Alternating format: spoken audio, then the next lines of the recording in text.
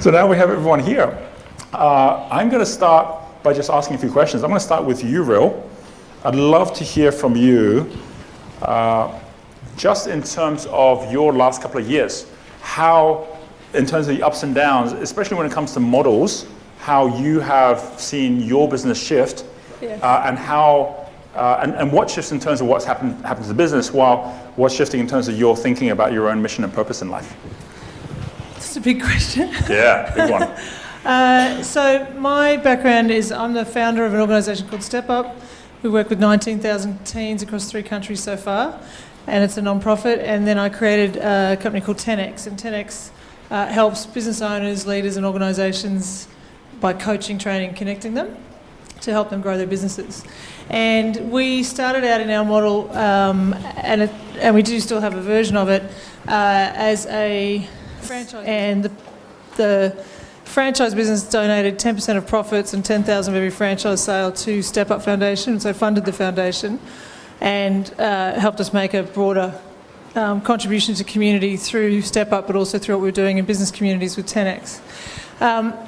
We grew very, very quickly and did very, very well, and then came to a certain point, and I guess where we got to was that, and what I shared last time I was talking about this with Roger, was really we didn't move quickly enough with what was the challenge in the field of our model, which was we didn't really have a strong sales army, so to speak. We had a lot of really great people and a lot of very committed people, and there were a combination of a weak sales force and not a broad enough product mix, program mix, kind of got us in the end, really, as well as the fast pace at which we grew, which was incredibly quickly. So we ended up with 65 franchisees across Australia and New Zealand, all accounting firms, and it was a very different culture between an accounting firm and, say, a sales and marketing support coaching organisation than a traditional accounting firm.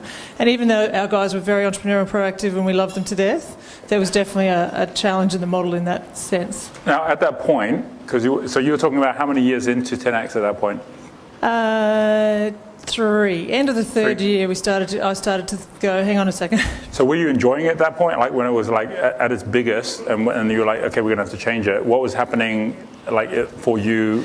Oh, look, the first couple of years were great. We were clear, we were making a difference. The challenge with 10X, any of the client-facing stuff, all of our coaching programs and our group coaching programs, and now we do things like get people government grants, in Victoria in particular, there's a $10,000 grant for SMEs at the moment. All that stuff we're great at. It was just the actual structure that didn't work. So the clients were loving it. Yeah. But we couldn't get to enough of them fast enough because our structure was in the way.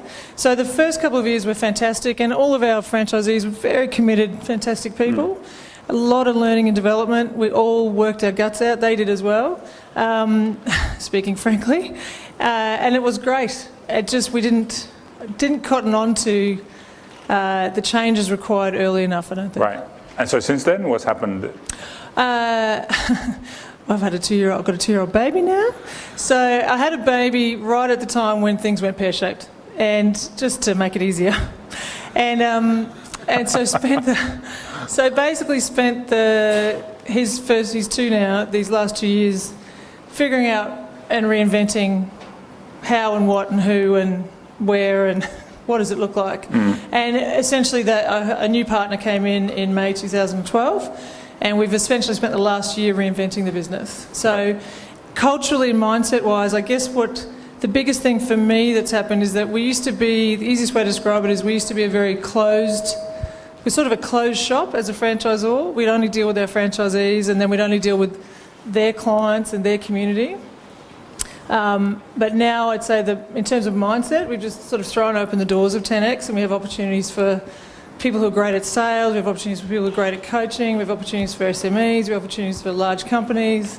Right. We're just now looking at how do we, giving people what they want, and you get what you want in the process. Okay, got it. And Step Up is still a massive part of the program. Right. So Michael, I want to transfer that question, what happens when things are going well and then it kind of doesn't, and it goes pear-shaped, to an entire industry, like property, right? And in your case, what's the difference you've seen of people that you've been working with that have kind of seen the shift that's happened, and have done really badly as a result of what they did before that, and the people that have actually weathered it, and what was the difference in their thinking? Well, to give some background, so we give property strategy advice, and then we help clients buy properties. We've got offices all around Australia, and having now, I guess, invested through 8 property cycles, I've seen the cycle. But every cycle, there's a whole group of new people come on, and one of the biggest changes in the time I've been involved in property is just the amount of information, and as you showed this morning, Roger, the amount of free information. So what I've seen is that from when I first started, there weren't even Australian books, and then somebody wrote an Australian book, and there were CDs, well, before CDs, the tape sets. Now, everyone can get information. The challenge is understanding what's valuable and what isn't, and having some perspective. So one of the big things I've seen last cycle was people chasing the get-rich-quick schemes. You can buy money, you can buy property without any money, with your lunch money. You can do it by bypassing the banks. And people are wanting to get rich quick. And I think it was Warren Buffett who said, wealth is the transfer of money from the impatient to the patient.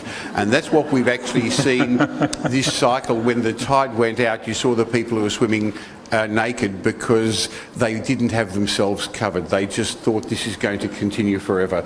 So change is happening. But Roger, it's happening much faster than it used to before as well. So we've had to change even in the way we disseminate our information. I wrote a blog. I first started writing on the internet in the year 2000. They didn't even call it blogs then. I used to send out a Word document, and I was the first one to have a newsletter.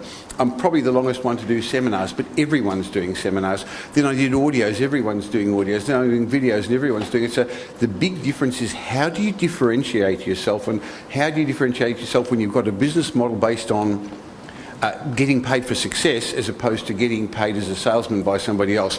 Big lesson is work out who's an advisor as opposed to who's a salesman. Right. Yeah, Darren, I'm going to jump over to you for a moment. We've got a microphone over this side as well. Same thing for you. You've been involved in an industry like publishing, which has just changed massively. What's been something that, while you've been going through that process, has taken you off guard, or that you weren't expecting, and what do you do about it? Well, I think the biggest change has been that the opportunity for people now to create a huge amount of success can be done so much faster. Yeah, true. Because what took me over 6 years building the Mars Venus brand in conjunction with John, which was hugely successful, we can do in less than 12 months now. All right, with a fraction of the money.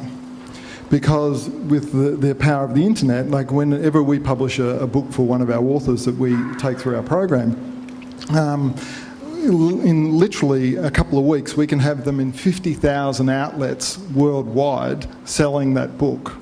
Right? Now there's 50,000 outlets putting your name, your brand on the internet.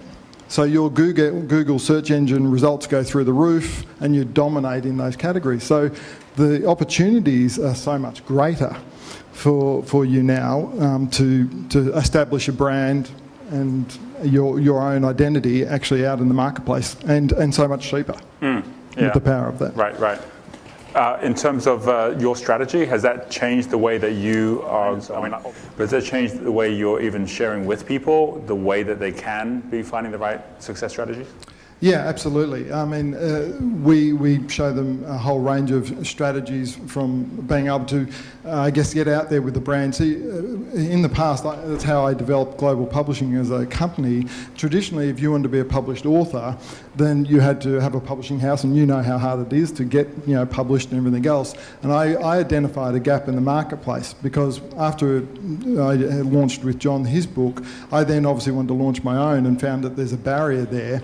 And so I created a company that bridged the gap, and that was our point of difference. We were able to take people that wanted to become self-published authors, give them the power of a publishing brand behind them, and get them the media and the exposure and the global distribution, but with a lot more profit for them, because they are still effectively self-publishing, but through a publishing house that will do that. Right, got it. So we found a niche in the market. Got it. Okay, and Heather, we've been talking quite a bit about models, but question for you around people getting their own way, right? Because we've been talking a lot this morning.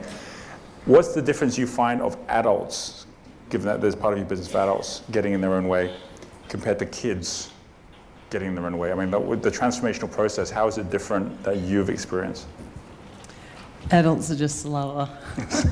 Adults are slower. In really simple terms. They've got more to unlearn. Right? I think that is the thing. You know, adults we really hang on to the things that we treasure and our knowledge and our ways of being. I mean, if you talked this morning about beliefs and the importance of those, and I guess that if you understand your values and your beliefs and you have really good insights around those, then one of two things will happen. You're either really fluid in the way that you relate to them, or you understand them and you're not giving them up for God. So whichever way that goes, there's something that we tend to hang on to. And I think with children, they don't hang on to things quite so much. I think some of the children that come to our program, and certainly the same for Step Up, they've got a mountain of things they could hang on to. But they don't, because they're really enthusiastic and optimistic about seeing themselves and expressing themselves in the world in a completely different way. Now, some of the things like, for example, the Supercamp is a process where people or kids, teenagers, are taken through that process to get to critical moments where they change things or see things. And obviously for entrepreneurs, a lot of times we've got to wait for our own critical moments to come. Can you think of a critical moment in your life where things just shifted, they just changed? So one minute you're doing one thing, and the next minute it's like, what am I doing? And you shifted it and suddenly got a totally different result. It's important for the audience to know that this had nothing to do with, Roger's got no idea what I'm going to say, but yeah, it came sitting by the pool at Vision Villas in Bali. Free plug. But no, it really did, because I guess I was working in the relationship space, so many of you are seeing me having this conversation today and going, hang on, isn't she the relationship chick? Yes, I was, but when money got tight, people that were coming to the events were predominantly one of two kinds. There were either people who were way past pussy's bow, if you know what I mean, just in so much pain and struggle that they weren't fun to work with. Or that they were people that were so edgy and so invested in creating the perfect relationship, they probably didn't really need me anyway. They were fun to work with, but there was less of them. So I went and had a bit of a hangout at Vision Villas and said to Roger, you know, I feel like I'm going backwards through the mud. And he said, so what are you passionate about? I said, kids. I have 6 of them. They're all stepchildren. Love does weird things to your head. Note. But I love kids. I love education. I love that hunger, that thirst for lifelong learning. And so you said, well, why don't you do something with kids? And I gave the stock standard answer, be careful what you pay attention to, which was there's no money in kids. And there's so much money in kids. Write that down. There's so much money in kids. Because if I had spare money, what would I do with it? Spend it on my kids, yeah? I mean, if any of you in the room are parents, and those of you in the room who are not parents are probably giving your money to somebody else's kids, let's be honest. So I guess that what I then decided to do was take that really innovative approach to people development and education that I was interested in and look at a system. So Roger said, have you heard of Supercamp? And I said, yes, I have. And he said, well, why don't you do something about it? I said, well, they're in the States. I don't want to move to the States. And he said, well, why don't you just bring them to Australia? I said, why don't I? And as you know, 6 months later, after them trying to come to Australia for 18 years, we ran our first program. But I guess that one of the things that I really love about all of the work that we do, but certainly something that we really value at the Green Supercamp internationally, is to create those really poignant and powerful moments where children get exposed to their own magnificence. And to hold them in that space so they don't get afraid of that and run away from it. And that's what we do with the emotional enterprise side of the business, but it's also now what we're able to do with Supercamp. And seeing young people step into a space where their own brilliance shines forth and not running from that, but being held in a place where they actually get to be with it and embrace it and come to understand themselves differently is the gold. And I think all of us who provide services to young people, that it's that turning point that happens that's so powerful. And so it really was literally sitting beside the pool having that conversation with you and me thinking, that's cool. Yeah, I should just change directions. That's good, that's good. That's what the pool's there for. Yeah, lovely. And it's good to swim in as well. Exactly. So I'm gonna come now to Donna Jan and ask a question not so much about kids, but about couples, because there's quite a number of people here who have experience working together. So you can choose who's gonna answer first. What's the best part of it, and what's the biggest challenge? Well, I'm going first. The best part of it. No, it's actually, I do most of the talking. We've got some people from our group here would understand that. So this is a big challenge for Jan to be up here. So give her a round of applause, yes.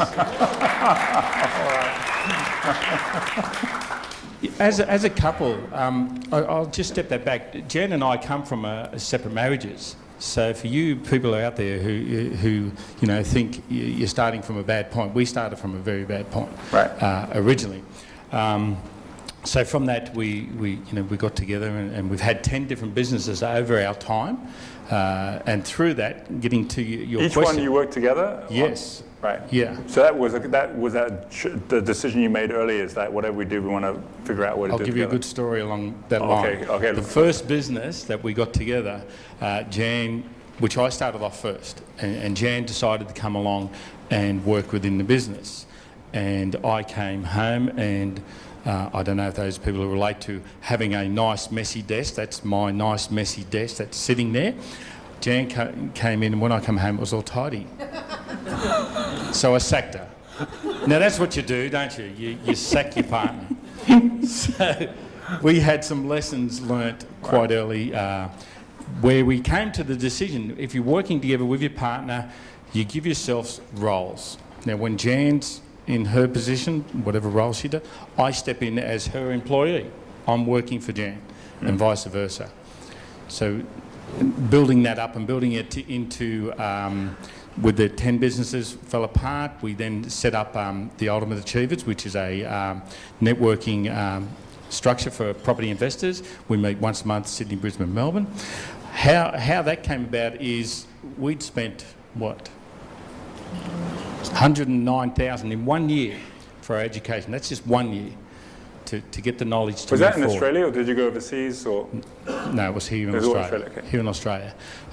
Speaking about going overseas, and I'm probably jumping ahead of her questions, you need to look at where things are going. And if you're going to be an educated property investor, you follow the whole market. Now, we're going to Thailand next week because there's a lot of talk out in the market about the Thailand properties. You're probably hearing that yourself, as well as the States we're going in May, because if we're going to talk to people, we want to share our experience and what we're doing with them as well. Got it. Okay.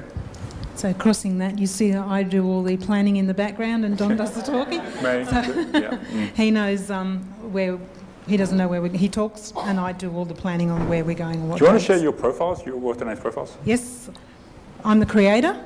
I'm very good at coming up with ideas and finding them. We have to find people to fulfil Yeah. them. And I'm the star. I like to be out front and talking. And we have learnt, especially just recently, and it has just been recently, we've been involved with Roger, and with his help, we know it's going to move forward. But by accident, which is this whole understanding your flow, we met our business consultant and mentor, Sandra Morell, who is the body behind us, does all the stuff that we don't do. Guys, you've got to get these people behind you. You've got to create your network. And we have been around, and I would say each and every one up here has had a mentor, and probably still has, we still have, that is doing what you're doing and taking you forward. Yeah. This crowd here, let me tell you, you couldn't be in a better environment. I've been to a lot, and this group here is excellent. I just say I spent a lot of time working on my weaknesses, and I was just frustrating myself something awful, and I was failing. So now that I've learnt to work on my strengths and find someone else who's strong in my weaknesses, it's coming together far better than what it has ever done. Very good, very good. Absolutely. And the couple thing, is a couple thing working? Oh, no, Couple working together? We'll come back to that. We'll come to Darren first, and then we'll come back. I was just going to say, just because you're talking about this, one of the biggest things that helped me in my career and to make a lot of money for myself and others was take time out for yourself. Most people never take time just to stop and plan and think, and even daydream or whatever else. And going to a place like your island is perfect for that. Now, I've never been there or anything else, but if you can get away somewhere where you're away from distractions, where you can just let your mind wander and actually think, that's one of the greatest gifts you could give yourself, is take that time out to do something like that. And then be in an environment with people that are big thinkers. Absolutely. You know, I'm a creator, like yourself, and you know, behind me, behind every great man, there's even a better woman, and my wife is the one that is all systemised and everything else behind me. And there's no way I could be as good as I am without her behind me following it up. They explained my relationship, because we've been in business together for about 30 years. Business. You work with your wife as well? Yeah. Okay. And they explained our relationship is I'd be off building all these bridges from one country to another, and she'd be the one running behind, putting in the pillars behind the bridge so the bridge didn't collapse. Right. Right, so... Very good. Michael? Could I add to that? I think working on yourself and taking time out is important, but in fact, all you do is keep thinking about the same things. So I believe a mastermind group is one of the best ways to actually do your thinking. And the other thing is having a level of accountability as well. Otherwise, you can think all you like. That's the story behind The Secret, but it doesn't happen, does it? You've got to do more than just think. Whenever I go to any mastermind group, I always take a day before and a day after, so you kind of like have that space. But you're right, if you just have the gap and nothing around it, it doesn't work. So that breathing space towards something different is so important. We've actually found that was happening a lot for business owners we were working with. So we created, and the other thing that I'm very clear on is that business will never outperform your leadership. So we'll never, so that whole get out of your own way and all of that. And sometimes it's the pressure and perturbation of stuff going wrong that has you pop through, or you can actually, maybe take a program and avoid some of the pain. So we created a program called Mastermind on Leadership, and it's 8 weeks, 1 hour a week, just with a group of like-minded business owners, 10 other people. Get in, talk about what matters, get out, go do it. So, and it's people are loving it.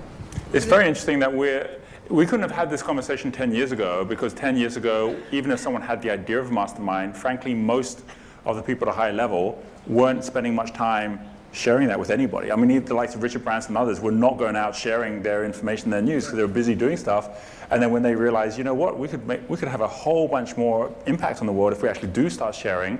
And it's like, I got to get on Twitter because everyone else is on there sharing, so maybe I'll start doing it too. And when they all started going down that route, suddenly there's this incredible amount of information and value that those at the highest level are willing to share. And even at that level, like going to some of the top people that you might have admired and realizing they've got blogs coming out, they've got tweets that they're doing, which are they're just gold. And it is a very, very different world we live in now. Yeah, and I think the other thing that's happened too, and certainly happened for me, is that doesn't really feel like it's about competition anymore. It just feels like it's about collaboration, and there's plenty for everybody. We just all play together and make a difference. So, and I dealt with that very early in Step Up, because there was someone else that launched a program and stole the name and did pretty well, although it's very annoying. I actually had to get over myself and go, okay, hang on, if I'm really committed to making a difference to teenagers, I really shouldn't care. They're getting in front of kids, they're having conversations that they otherwise wouldn't be having. I have to empower that.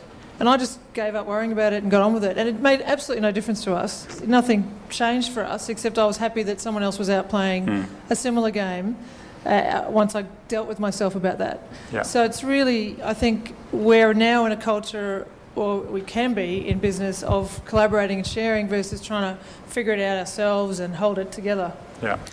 I just think that one of the keys is, in terms of the collaboration and the sharing, is to make normal that you have stuff. Raise your hand if you don't have stuff. And by stuff, I mean anything that's complicated: fears, worries, struggles, stresses. Raise your hand if you don't have that. Thank you.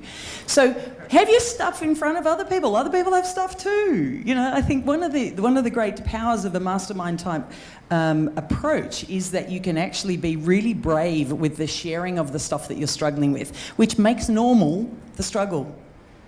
That's all it does. It just makes normal the struggle. I spend so much of my professional career taking an enormous amount of money off remarkably successful people to just give them permission to have their struggle on the outside. So you can hire me if you want to. Or you can just have your struggle on the outside. Like, it's really up to you. I prefer the first, obviously, and you'll get much better results if you do it with me or my team. But, seriously, I think that that's one of the lovely things that has come from that sort of group think, is that we've got to the point where we recognise in the end we're all human. And because of that, we are fundamentally emotional beings.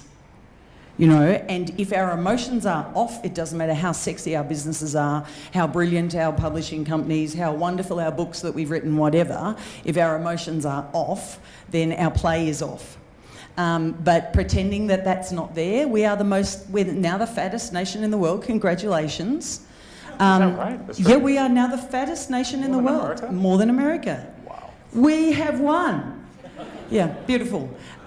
We're the fattest nation in the world. We're one of the most medicated. We've got one of the most significant gambling and drug and alcohol problems. You know, we've got teenage suicide, levels that are alarming, which is why Rill and I do the sorts of things that we do. And it's all because we're so afraid of our own emotions. I think the ability to actually look at and understand and embrace and express our emotions is one of the fundamental definers of the extent to which you live a happy and successful life. It is in business as it is in life. If you're hiding in life, you'll be hiding in business. I know I do it reasonably regularly, and Roger catches me every time. But I come out again. Yeah, Michael, you want to... What I was going to suggest is, as you correctly said, there's a lot of other people in our space. Is there anyone here who's got an exclusive space that there's no competition? You won't find that, because if you have, you're probably not in the right niche, because there's nobody else wanting to earn money from that or move the world in that. So there's always going to be competition. So one of the challenges is, how do you differentiate yourself? Because as you said today, you can be an instant success, you can have an instant website, you can look really good. One of the things I learned many years ago, I actually learned from a mentor from overseas, that this was an expert, a leading expert in creating leading experts. I actually had to decide I wanted to be Australia's leading expert in wealth creation through property. And I future-paced myself, as you suggested today, Roger, and said, what would it look like then, and what would I have to know, what would I have to do, who would I need around me, what would I have to learn, what would I have to unlearn? And so there is room for everyone to be an expert. The other thing is, even if there are other people in your space today, there's always room for new people, because things change, times change. So while there's lots more people today, there's lots more opportunities, but you now, because of the internet, you have to be an expert. You actually can't just be another me also ran. Otherwise, you're going to get run over very, very quickly. Yeah. And I recently had Richard Branson actually write the foreword for one of my author's books. And the amazing thing was, in the foreword, Richard shared this, and he wrote that at the age of 50, it was now just going on 2 years ago, so he was 52 years old, and he wrote the foreword, and he says, as a 52-year-old, it was only just recently I learnt the difference between net profit and gross profit. He said, even though I have $300 billion in companies, he said, I had one of my senior accountants sit down with me, and they drew on a bit of paper a net, and they put fish in it. And they said, the fish that are caught in the net is your net profit, and all the other fish that are swimming around in the ocean is your gross. And he said, and that's the first time he learnt the difference at 52. And that's what he put in the foreword, because the book was all about dyslexic kids. And he said he's dyslexic. And he said that never stopped him growing and being the person he is today. Because he said he found other people that were stronger, like what Roger's teaching you today, that had other strengths. And that's why he has them running the company. He stayed the creator and went on and built these companies, even though he didn't know the difference. So there's hope for all of us. Can I say? Yeah, so I just want to say something around that, around the money stuff, the financial stuff. And this is something that I've experienced, but I think is actually a weakness for, not to generalise, but for a lot of women. I'll speak for myself. I've been coaching and consulting to business owners since I was 21. I grew up in a family business. I used to catch a cab when I was 6 to my mum's business, could run the show by the time I was 16.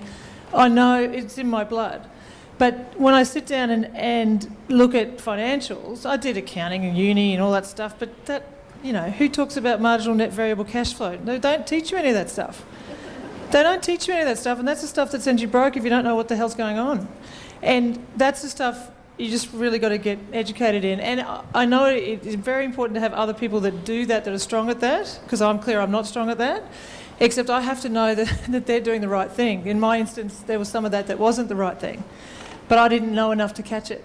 So one of the things that I'm very passionate about and why I created Step Up, one of the very first motivations for Step Up was to inspire young women to become entrepreneurs, and then underprivileged boys to get out of a cycle of poverty. It kind of was the founding thought about it. And then I find myself now dealing with my own need for a better, stronger commitment and foundation understanding of the financials.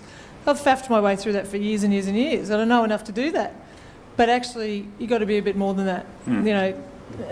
So we're gonna from all the conversation that's taking place here, there's going to be lots of questions that you're potentially going to have showing up as well. And we're going to shift the gear here from one where we're discussing certain things that we're finding valuable and interesting to where there are things that you would like to ask.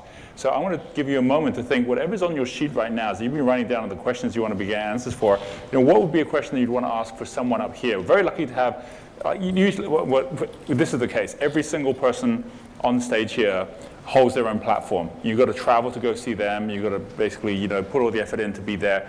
And so we're very lucky to have everyone on stage here at the same time. Make the most of it and come up with a question you'd like to ask to either one person specifically or in general. So give yourself a minute, just give you a minute for you first of all to just turn to the person next to you and come up with what is your best question. What would you want to ask? All right, come up with a question. Here, we've got a question right from the front row here first of all. Okay, we'll take a couple. We've got one right up the front that started first. And what's the question? My name is Conchetta. Hello, everyone. Hello, Roger, again. My question is to the couple in the middle. How do you work together as a couple? My husband and I, Peter, work together as a couple, and I can't stand his messy desk. Honestly, because I'm a Libran and I have to have everything in place and in order. But I have to walk past his desk all the time. Okay? So how do you do it? I mean, that's just one aspect of it, but there are other aspects of working together which are not always pleasant. I mean, there's most things are pleasant. Today? You still have a messy desk today? Or is it he has no desk. So how do you do it? I mean, that's just one aspect of it, but there are other aspects of working together which are not always pleasant. I mean, there's most things are pleasant. Today? You still have a messy desk today? Or is it he has no desk. Well, we worked that one out early in the piece. We had to come up with job descriptions for each other. I'm a very different personality to Don, so I have a certain role, he has a certain role, and if he comes into my area, then he works under what I say, and if I go into his area, I have to work under what he says. Then we fixed it by having separate offices. He's in one office, he can shut the door and I don't have to look at his desk anymore unless there's something that I need on it. Mine's always tidy and it's always organised into the trays. My dad's Scottish, and when he married my mum, who's Chinese, and my mum basically kind of like got the house organised, and for quite a long time my dad, one of his favourite things is blue cheese. Every time he used to come home, like to look for his blue cheese, it was gone from the fridge, and he's like, what's happening? So eventually he speaks to my mum, and she's like, oh, that disgusting thing that was making things smell so bad, it was rotting, I threw it out. But it kept on coming back, so I kept throwing it out again. And he's like, well, that's my blue cheese. She goes, I don't care what, it's disgusting. And so he's like, but I want it. So now they've got 2 fridges. Francesca, one of the things you've got to learn is you've got to surround yourself with people that are different to you, and that's one of the things Roger was teaching. So if you both are neat freaks, you're going to annoy each other. If you both got messy desks, you're probably the wrong profiles to work together. So how good or clean your desk is, or how you think, isn't a measure of how good you are. One of the things I learned, I was in a room just like you many years ago. I then went to Roger's 3-day workshop, at the end of which I came back to my business partner, who's a mechanic, and I'm far from that, and he's very organised, and I said, I shouldn't be in sales. And he said, oh, Michael's been to one of those bloody seminars. But basically, I learned my flow, and he has learned, since he's learned these measures, these things, to respect my abilities, and I've learned to respect his, and they're very different. But because we now have people at all ends of the spectrum as part of our team, it works as clockwork. Don't try and be the same. I'll just add one more bit to that. I have learnt over the time, and it is good to get your desk in order. You know, I know that I can put my hand down in here and grab it and it's there, but it is good to have it in order. Jan's is absolutely nothing left at the end of the day. That's how she treats. Mine, I have it in piles. So I've stepped up a little bit. So, you know, you should step up a little bit. And as Rul said earlier, you need to be knowing a bit of everything. So when you're moving forward, you're not being bluffed by somebody who's telling you something that you don't know. So same here, you still should be in order, but your order. As long as no one moves it. No one moves it. We're going to take a second question over there, lady in the green. So Francesca's going to help us out. Hi, my name's Monica, and it was mentioned to focus on the strengths, not the weaknesses. So as I was writing the question, I rephrased it. This is for the entire panel. What do you feel is the key strength for women in leadership to stand on their own and to be counted? To stand on their own and be counted. Stand on their own and be counted. Anyone like to take on that question? I'm actually going to dob Roger in with this. I was having a conversation with Roger recently and I said I'm feeling a bit out of flow, like I'm being eaten by Green Super Camp. And the emotional enterprise specialist is not getting on. And he said, well, you know, you could try this, you could try this. He gave me some really great strategies. He said, you know, you could even invent a boogeyman. I invented this guy one time who was going to come in and take my ideas and work them up and then go away and steal my market. And he said, it gave me someone to work, you know, in competition with, and it really motivated me. I thought, oh, dude, you need to know more about women. So I said, Rog. I said, no, but I can go away and invent an imaginary friend who believes in me and supports me.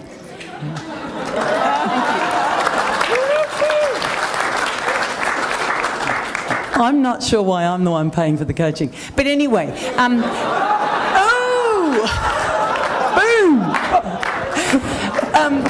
but my suggestion is get a sister. You know, get a network, get a group of people, whoever they are, that believe in you, and make sure you check in with them frequently, because we're terrible at naming our strengths. We're terrible at claiming our successes. We're shocking at celebrating, and if we do, then we usually do it with the people that we think we owe something to, which is often our family. And that's not always the best way. I think it's really important to be connected to a network of people who utterly believe in who you are and the difference that you make in the world. I just want to add to your question, is I think women need to stay in their feminine energy and not become somebody different. Yeah.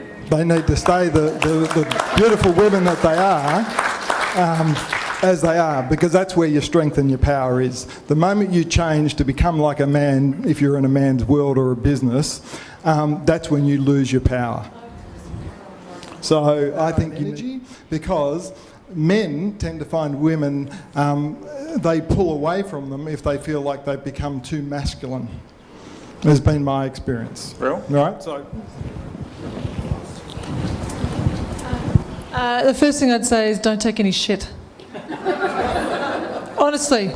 And I agree with that, okay, except that you have to remember where you're thinking from. So in my case, I catch myself saying, no, I've got to get that really early flight and leave the house at 4:30 in the morning so I can be there by blah, when my male counterparts would not think about that. They would think, oh, it suits me to get there at 10. I'll get there at 10. But it's just a mindset of, you know, a lot of women tend to do a lot for a lot of people, and what's automatically there is you think from there.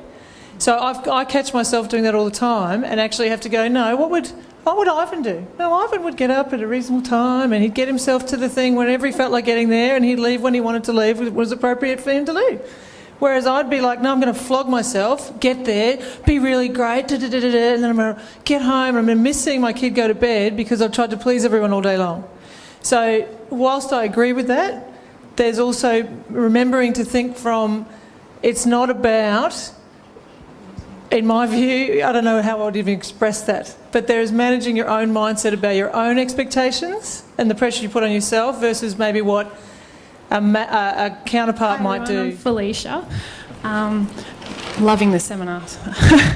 Can I give this to the whole panel? I am a self-taught internet marketer, And I was recently told by someone close to me that I would never be successful the way that I want to be because I don't have any formal training. Was the person who shared that someone who provides formal training?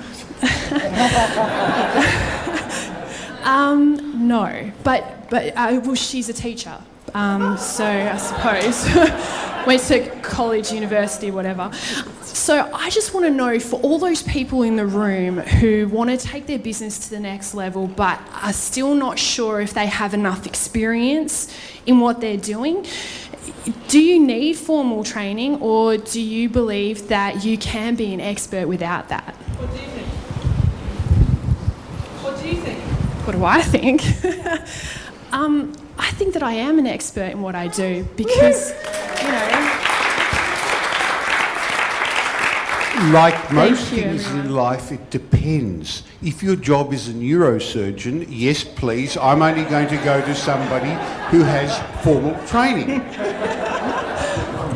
And even if you've got your certificate on the internet, I'm not coming to you. But in life, there's no black and white. So in some things, yes, but in business and entrepreneurship, the school of hard knocks is, I think, what we've all learned, and that means successes, it also means failures.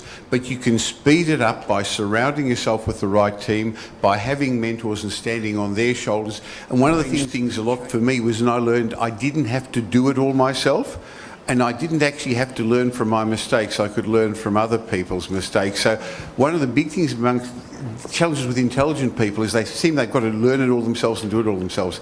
Ask questions, get the right people, but then you've got to ask people who've actually done it. Most people, I think, well, Roger said it beautifully today with the learners and the doers, and I'm sorry, I can't remember the clever way you said it, Roger. Was that teaching teachers and the leading learners? Exactly right. So find somebody who's actually been there, done that, and done it in property or in wealth creation through more than one cycle. With internet, it's not more than one cycle, because what you learned last week is out of date. If you've had formal education, you're old. Thank you. And I'll just add to that exactly what they're saying here, and I think everybody will agree. Surround yourself with that network and work, as Michael was saying, with people who have done it.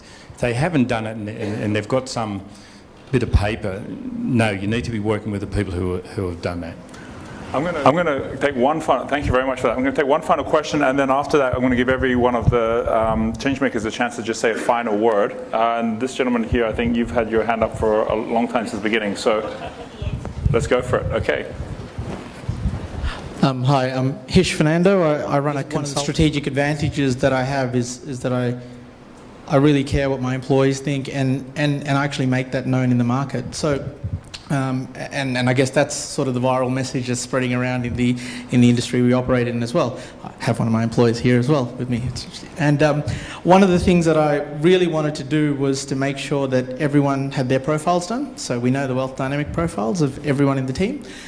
But I also went the next step and did the Spectrum's profiles for everyone. Now, if you sort of look at it from that lighthouse picture you've drawn, it's quite scattered, and that's okay. And I guess how much detail, you know, it's getting very complex, is what I'm noticing. So I guess I wanted to know, how much effort should you put, because you're actually starting to look at a variety of dimensions with the profiles as well as the spectrum tests as well.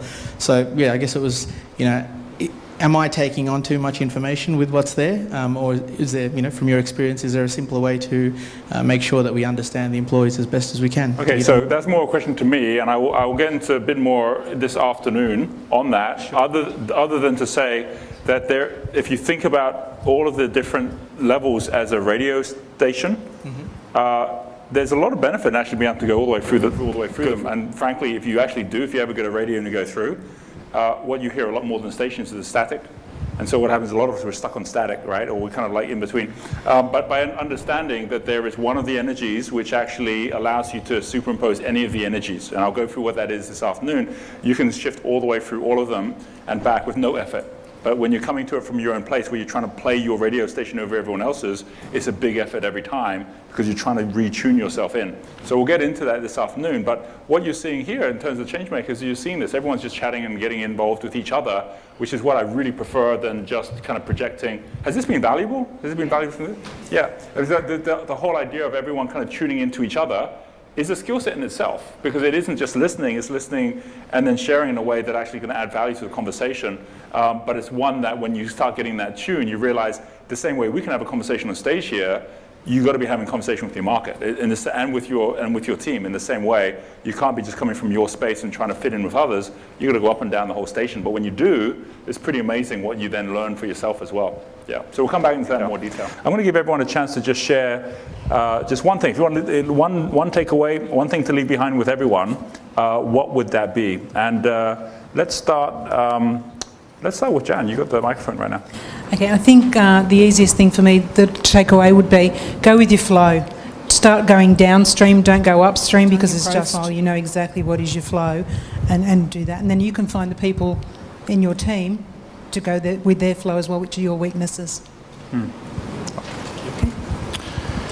I'm just going to go back on what I said earlier to the lady at the back there about surrounding yourself with the right network and people who are there to support you and move forward. Would be the way I'd say to move forward. Stand up and be involved with those people. And I want to just go back on what I said earlier, like in 1 year, we spent in excess of 109,000. Now, Roger was talking earlier about value. That has returned 10 times that. So what you've got to do is when you're putting something forward, take action with that. It's no use getting all this information, which you can get from each and every one of us. But guys, you've just got to step up and take control and put that into action. Cool. Thank you. Well, you've half stole my thunder, so the one thing I was going, no problem, because I think it's sensible what you said, that the one thing is there's a lot of knowledge out there. Show of hands, who's been to a business or personal development seminar before? Why are you here again? The answer is we have all the information, but most of us haven't taken action. So number one, take action. You're not paid because of what you know. You're paid in this world, repaid in all sorts of ways because of what you do, because of what you know. Number two, be accountable, because when you go home, life will get in the way. Family will get in the way, kids will get in the way, business will get in the way. So therefore, you've got to be held accountable to somebody. So one way is to have a mastermind group that we spoke about, and the next way is to have a mentor, and then keep learning. And I'm really excited. I'm happy to see there's about 4 people in my mentorship program who are here and have other mentors. Roger's been one of my mentors over the years, and I've learned a lot from him, and it's changed the way I've done things. And I have different mentors in different parts of my life, so you can have more than one mentor. And in fact, I'm offering, quick sale, there's a door prize piece of paper in your bag there that one person here will get an 18-month mentorship program with me worth $3,000 if you fill out that door prize during the next interval, and I'll pass it over to our team, and everyone else will get a prize anyway. But keep learning. I'm going to give you some information about my area, and one of you I'd love to mentor you. Thank you. Thanks. So, for me, business is an expression of yourself and the value you bring to whatever segment you're working in.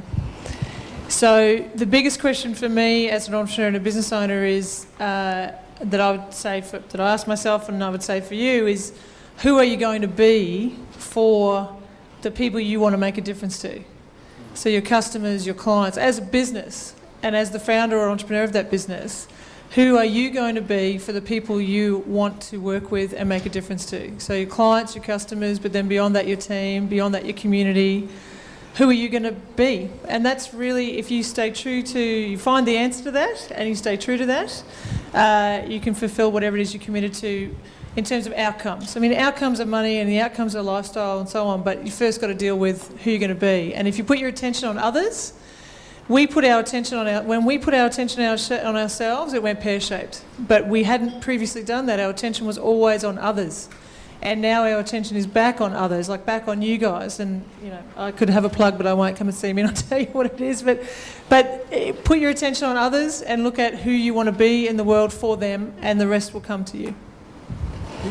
Well, for me, the tip is, I think something that Roger's teaching here today is helping you, and it's one of my success formulas that I teach people, because I'm about adding value to people's lives, because I think if you can do that and add value, massive value to their life, then they'll go out, be successful, and they'll add more value to other people's lives, and I think we're on the same path. And I think one of the things that I learnt myself was, first you need to get absolute clarity. All right, when you get the clarity, that leads to you having more certainty. And when you have more certainty, you end up with more confidence.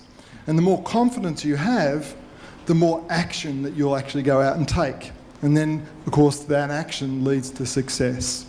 So that's my version of the formula to success, is get that clarity. And I think Roger's got a whole heap of tools that helps do that.